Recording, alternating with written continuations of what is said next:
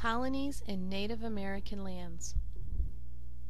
Do you remember which country's king and queen helped Columbus sail across the ocean from Europe? Columbus was one of the first explorers to visit what they called the New World. But after Columbus's voyages, many other countries in Europe began sending their own explorers, hoping to find gold and jewels. Their men sailed westward from France, Portugal, the Netherlands, and England. For the next 100 years, European explorers and their ships sailed back and forth across the Atlantic Ocean, exploring the continent of North America and updating their maps based on their discoveries. As time passed, the Europeans began to build colonies in America.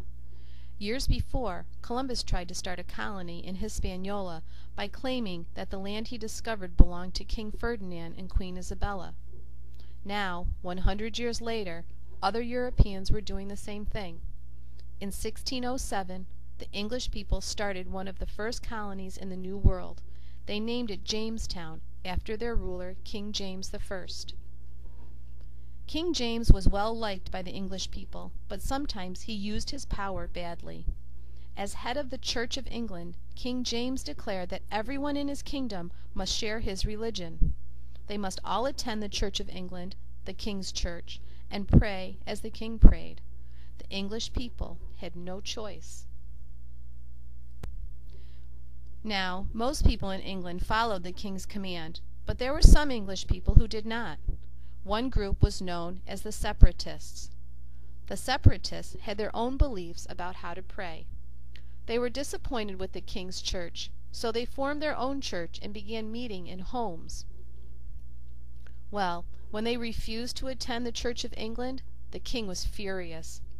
"If you miss the Sunday worship service," he told them, "you must pay a fine, or money. And," he warned them, "if you continue to miss church services, I will command my soldiers to arrest you and throw you in jail." You can imagine how upset the Separatists became. They lived in fear of being arrested and thrown in jail. One woman whispered to a friend, "I think someone working for the king has been watching our house." Her friend looked around nervously to make sure that no one else was listening, and then said, "My husband thinks someone has been following us in the streets to see if we are going to our own prayer meetings instead of going to church. Who knows which of us might be next?"